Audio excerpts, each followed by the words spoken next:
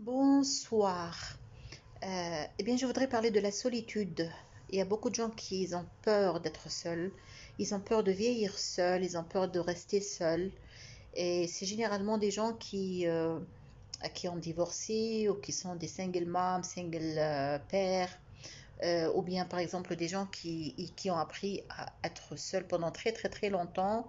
Et ils ne veulent plus être seuls. Ils se sentent vraiment seuls. Parce qu'en anglais, je peux trouver le mot, il y a alone and lonely. Mais en français, ben, il y a seulement le mot seul. Ou bien esselé. Alors, esselé, on ne l'utilise pas beaucoup. Alors, pourquoi les gens, ils ont peur d'être seuls? Disons que c'est une nature de l'être humain d'être réconforté quand il sent la présence d'un autre être humain à côté. C'est-à-dire que tu prends quelqu'un et tu le mets dans une île où il n'y a personne, il va pas pouvoir vivre tranquille.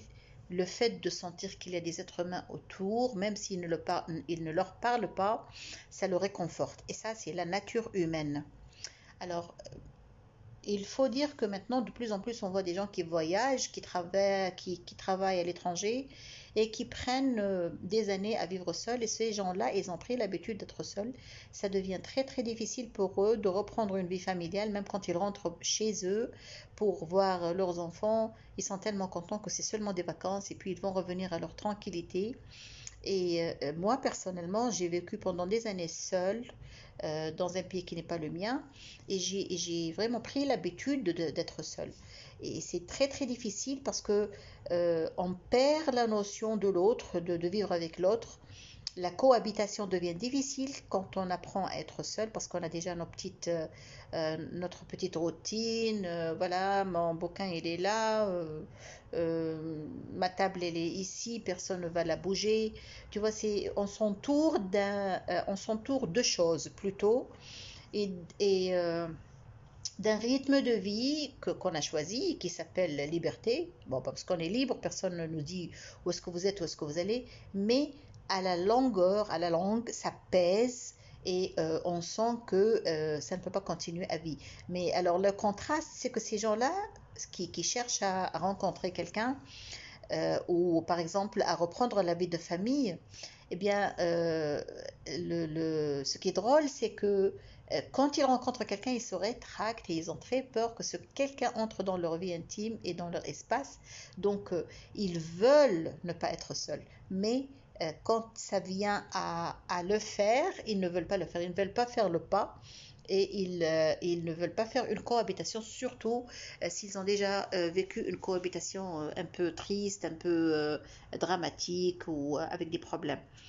Alors, moi, je vous dis que être seul, c'est surtout dans la tête et dans le cœur, parce qu'on peut vivre dans un appartement où on est seul, avec nos habitudes et tout ça, mais on peut toujours avoir une vie sociale, on peut toujours sortir, on peut toujours rencontrer des gens, recevoir des amis et avoir un cercle de gens qui sont très intimes autour de nous aussi et qui deviennent très importants avec le temps.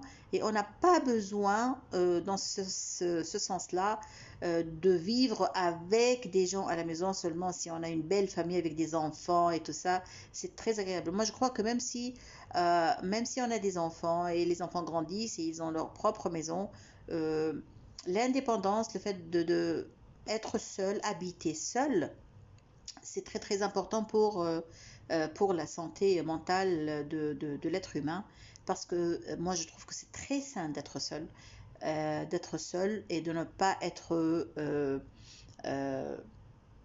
c'est-à-dire de ne pas être euh, comment dire séparé des gens. Je peux vivre seul dans une maison, mais je peux visiter mes enfants, je peux visiter ma famille, je peux voir mes amis, mais la façon de se voir seul, je crois que c'est dans la tête, je crois que c'est dans le cœur.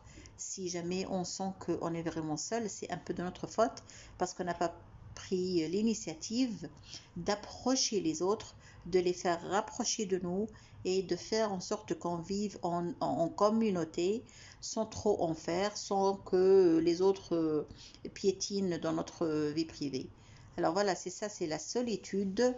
Il y a beaucoup de chanteurs qui ont chanté La solitude, comme Claude François, quand j'étais jeune, j'écoutais beaucoup Claude François. Et la solitude, c'est après, oui, c'est après. Tu vois, mais alors là, les gens, ils sont jamais contents quand ils ont beaucoup de gens autour d'eux. Ils veulent être seuls et quand ils sont seuls, ils se plaignent de la solitude. Alors, je vous espère beaucoup d'amis, beaucoup de bonheur, beaucoup d'espoir et passez une belle soirée.